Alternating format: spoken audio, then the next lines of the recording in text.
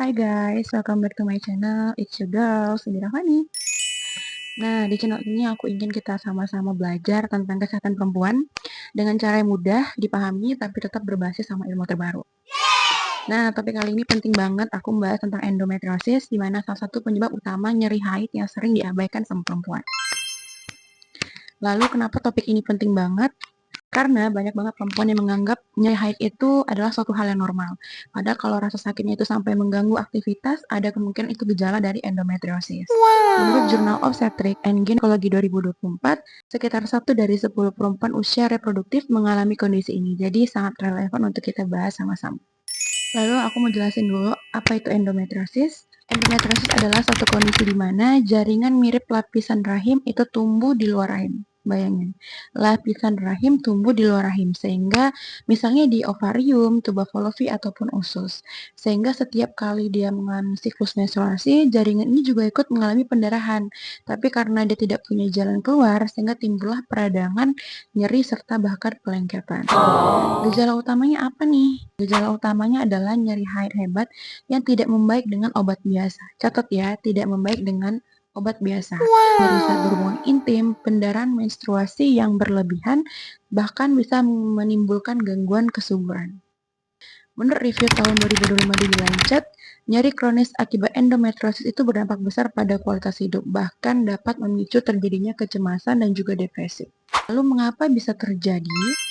Ilmuwan masih mencari jawaban pasti, tetapi ada beberapa teori yang membahas tentang hal ini. Pertama tentang retrograde menstruation, di mana darah itu dia mengalir balik ke panggul. Juga ada karena faktor genetik. Jika ada riwayat di keluarga, ini akan resikonya meningkat.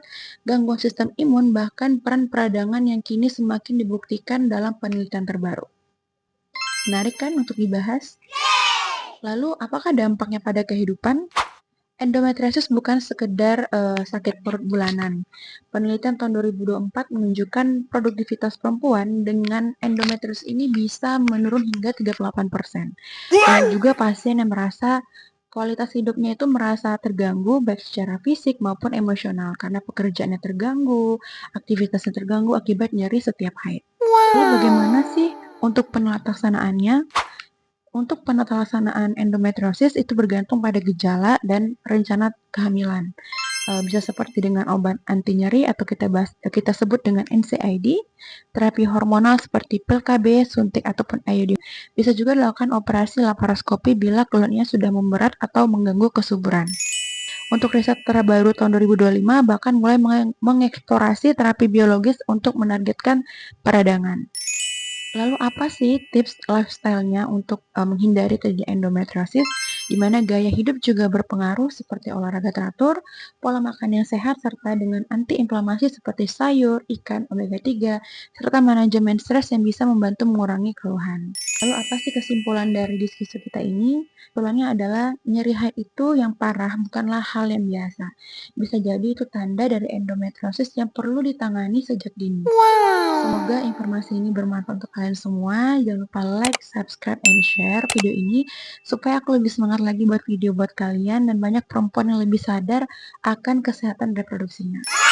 It's your girl, Cindy Rawani. See you in the next video. Bye.